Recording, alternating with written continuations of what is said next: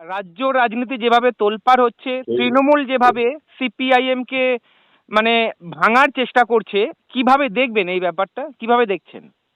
তাই তৃণমূল তৃণমূলের কাজ করছে, তৃণমূলের কাজ করবে, সে তো চেষ্টা করবেই যে তার যারা প্রতিপক্ষ, বিশেষ করে পশ্চিমবাংলায় তৃণমূলও জানে, বিজেপিও জানে তাদের প্রধান প্রতিপক্ষকে। হ্যাঁ, তারা সেই প্রতিপক্ষকে দুর্বল করাটা তাদের তো রাজনৈতিক ইডিওলজি, তো তাদের সেইটাই তারা করবে। তাদের যেটা আশ্চর্য হওয়ার কি আছে, এটাই তো তাদের কাজ হয়, তো করছে তারা। হ্যাঁ, আচ্ছা স্যার, এই যে সিপিআইএম পার্টি এক ঝাঁক তরুণ নেতা নেত্রীর জন্ম দিয়েছে বলতে গেলে, হাতে করে তৈরি করেছে। হ্যাঁ, প্রতিকুর রহমান জেলা হ্যাঁ। কমিটিতে ছিলেন, তৃণমূলে যোগদান করলেন, এক ঝাঁক অভিযোগ তুললেন। আপনারাও তো রাজনীতি করেছেন, অনেক সময় এমন হয়। জেলা কমিটি না, রাজ্য কমিটির সদস্য ছিলেন। হ্যাঁ, ক্ষমা করবেন, রাজ্য কমিটির সদস্য ছিলেন। আপনারাও অনেক সময় বড় বড় হ্যাঁ। দায়িত্বে ছিলেন, অনেক অসুবিধার মধ্যে দিয়ে গেছে। কিভাবে দেখছেন যে এখনকার এই যে যারা রাজনীতিতে এসেছে তারা হট করে দল ছেড়ে বেরিয়ে যাচ্ছে, কিভাবে দেখবেন ব্যাপারটা?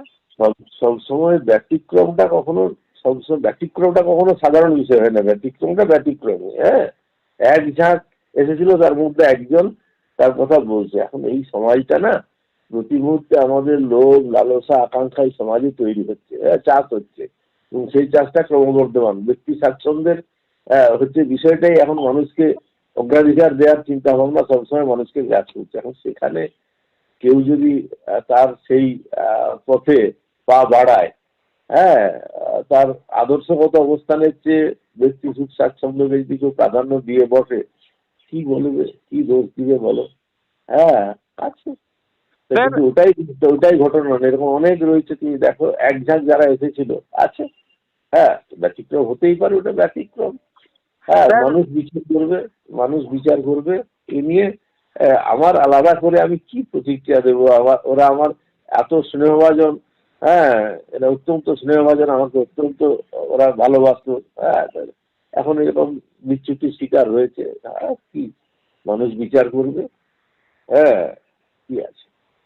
আচ্ছা স্যার, আমি একটু অন্য প্রশ্নে যাব। রাজনীতি চলার পথটা কখনো একদম মানে একদম চকচকে ঝকঝকে রাজপথ নয়। রাজনীতি চলার পথটা সবসময় চড়াই উতরাই, যে চড়াই উতরাই অতিক্রম করে, মাঙ্গমোড় অতিক্রম করে যে টিকে থাকে রাজনীতিতে, তার হচ্ছে যে অবস্থানটাই তাকে তো ভবিষ্যতের পথে তাকে এগিয়ে দেয়। আর যে পারে না, বাগমোড়ের সামনে যে, হ্যাঁ, পড়ে যায়, যে এড়াতে পারে না বাগমোড়, হ্যাঁ, সে বাগমোড়ের শিকার হয়ে যায়। স্যার, ঠিক আছে। হ্যাঁ, আপনারাও অনেক সময় ছিলেন। এই যে প্রতিকুর রহমান রাজ্য সম্পাদক মোহাম্মদ সেলিমকে গব্বর সিং এর সঙ্গে তুলনা করছেন, বলছে উনি তো গব্বর সিং। এই যে এইভাবে কথা, অশালীন কথা, কিভাবে বলবেন? কি দেখছেন এগুলো এখন? আমি তো বলছি যে এদের সম্পর্কে কি বলবো, মানুষ বিচার করবে। হ্যাঁ, বামপন্থী রাজনীতি অন্য রাজনীতির চেয়ে সম্পূর্ণ ভিন্ন। বামপন্থা রাজনীতি হচ্ছে আদর্শগত ভিত্তিটাই, বামপন্থা রাজনীতির হচ্ছে মূল ভিত্তি। সেই আদর্শগত জায়গায় যদি কোনো ঘাটতি থাকে, হ্যাঁ, তাহলে এই ধরনের বিচ্যুতি হয় আর কি। আচ্ছা স্যার, বিচ্যুতি আগেও অতীতেও হয়েছে, হ্যাঁ, অনেক হয়েছে। হ্যাঁ, রেজ্জাক মোল্লার মতন পরীক্ষিত নেতাও বিচ্যুতির শিকার হয়েছে। মহিনুল হাসান পরিচিতি নেতা ছিল, এমপি ছিল, দীর্ঘদিন যুবফ্রন্টের রাজ্যের নেতা ছিল, হ্যাঁ, বিচ্যুতির শিকার হয়েছে। এরকম কতজনের নাম হয়েছে। কিন্তু তারপরেও কমিউনিস্ট পার্টি থাকবে, কমিউনিস্ট পার্টি ছিল, কমিউনিস্ট পার্টি আছে, কমিউনিস্ট পার্টি থাকবে। হ্যাঁ, এখনো বলো, এখনো আমরা হচ্ছে যে আমাদের এমপি নাই, এমএলএ নাই। আমরা হচ্ছে পঞ্চায়েত নির্বাচনে কোথাও কিছু পঞ্চায়েতে জিতেছিলাম অল্প অল্প কিছু, কিন্তু এখনো হচ্ছে বিজেপির 1 নম্বর টার্গেট হচ্ছে সিপিআইএম, তৃণমূলেরও 1 নম্বর টার্গেট হচ্ছে সিপিআইএম। কেন না, এই একটা দলই আদর্শের উপরে ভিত্তি করে চলে। হ্যাঁ, মানুষ যেদিন চাইবে সেদিন আবার, হ্যাঁ, তার প্রাধান্য পাবে। আচ্ছা, ঠিক সিপিএম এর আছে। যে নতুন প্রজন্মের যে লিডাররা রয়েছে, শতরূপ, দীপশিতা, মীনাক্ষী আমি মুখার্জি। কারো আমি তো নাম বলছি না, বললাম অনেকে এক ঝাঁক এসেছে। এক ঝাঁকের মধ্যে এক দুটো বিচ্ছুত হতে পারে, কি না না, সেটাই একদম তো। একদম একদম একদম এনাদের ওতে যা যা এখন ওতে জনপ্রিয়তা যা পার্টিটা উঠে যাবে, ওতে পার্টিটা উঠবে না। হ্যাঁ, বরং মানুষ হচ্ছে পার্টিটাকে আরো ভালো করে, হ্যাঁ, যাচাই করবে যে সত্যিই তো একজন দুজন চলে গেল, বাকিরা তো থেকে গেল। তাহলে যে চলে গেল সে বুদ্ধিমান, বাকিরা সব বোকা। একদম ঠিক স্যার। আমার প্রশ্ন অন্য জায়গায়। বলছি এই যে মীনাক্ষী, শতরূপ, দীপশিতা, সৃজন ভট্টাচার্য যে জনপ্রিয়তা দেখতে পাচ্ছি বর্তমানে, আগামী দিনে কি সিপিআইএম এর ভবিষ্যৎ কি এদের হাতে উজ্জ্বল থাকবে?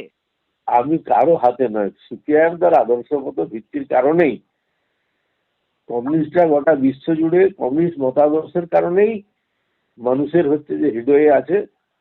পৃথিবী জুড়ে তৃণমূল নেই, পৃথিবী জুড়ে বিজেপি নেই, পৃথিবী জুড়ে সিপিআইএম নামে নয়, কমিউনিস্ট নামে পৃথিবী জুড়ে এখনো এই কমিউনিস্টরাই রয়েছে।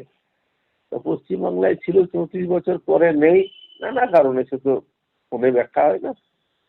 কিন্তু মানুষ যেদিন চাইবে সেদিন আবার মানুষের জায়গায় হচ্ছে যে পৌঁছাবে। হ্যাঁ, আর এর দিনক্ষণ মাস বছর হিসাব করে বলা যায় না।